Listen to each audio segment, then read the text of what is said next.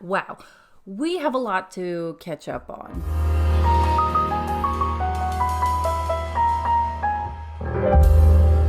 Hello, darlings, and welcome to Performance Perspective, where we talk about different musicals, whether they're on stage or on film, and then we share our perspective.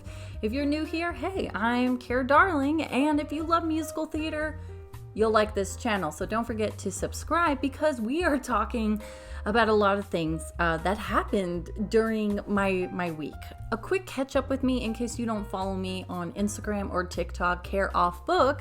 I was in Los Angeles, but before that, I actually saw Mean Girls, which is touring right now, and there was a huge announcement with Fey and Tim Meadows that they are going to reprise their roles in Mean Girls, the movie musical. I have thoughts and I can't wait to hear yours, but before we do that, let's go ahead and sort of recap the history of Mean Girls and where we are today. Mean Girls the Musical is a stage adaptation of the popular 2004 film of the same name. The musical made its world premiere in October 2017 at the National Theater in Washington, D.C. and is currently touring. The show has been met with critical acclaim, with many praising its clever writing and catchy songs. The story follows Katie Heron, a 16-year-old girl who transfers into a new school in North Shore, Illinois after being homeschooled in Africa for most of her life. She quickly becomes friends with two outcasts, Janice Ian and Damian Lee. However, she soon finds herself in the sights of the Plastics, a trio of mean girls who rule the school, led by their leader, Regina George. The Plastics take Katie under their wing and teach her everything they know about being popular. But as Katie starts to assimilate into their world, she realizes that being popular comes at a price. She must deal with backstabbing friends, catty rivals, and judgmental adults as she navigates her way through the ups and downs of teenage life. Ultimately, Katie must decide whether or not being popular is worth sacrificing her true self.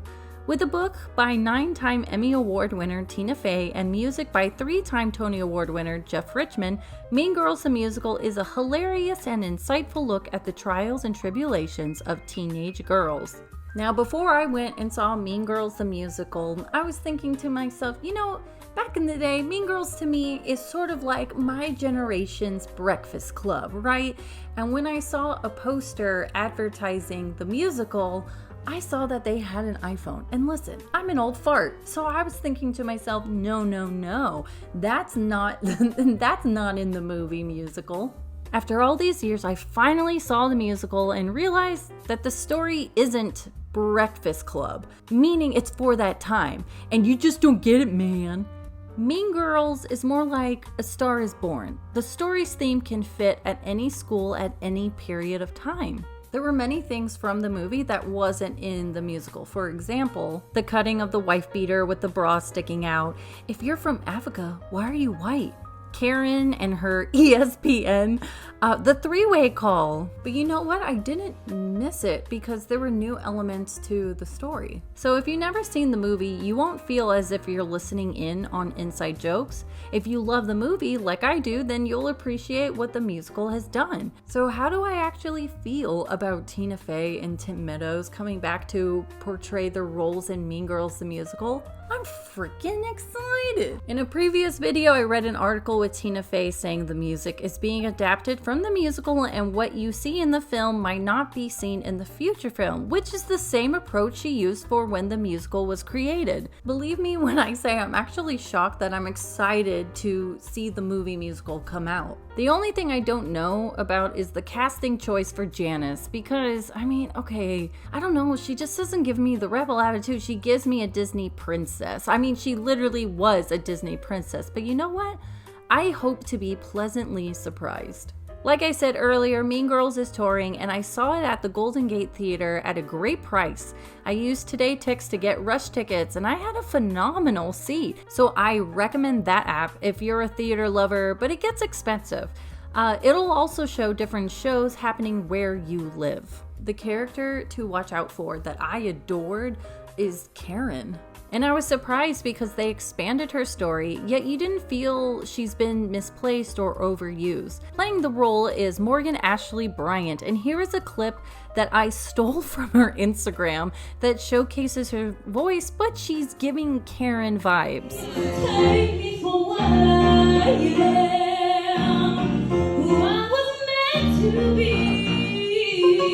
And if you give a damn, take me, baby, or leave me. No way can I be what I'm not. But hey, don't you want your girl hot? Don't fight it, don't lose your head. 'Cause every night, who's in your bed? Who's in your bed? It's the beat, it won't work. Anyways, darlings, that's it for today's episode. I would love to know, what are your thoughts about Tina Fey and Tim Meadows reprising their roles? And also, are you planning on seeing Mean Girls on tour? I highly recommend it. And yeah, without further ado, take care, darling.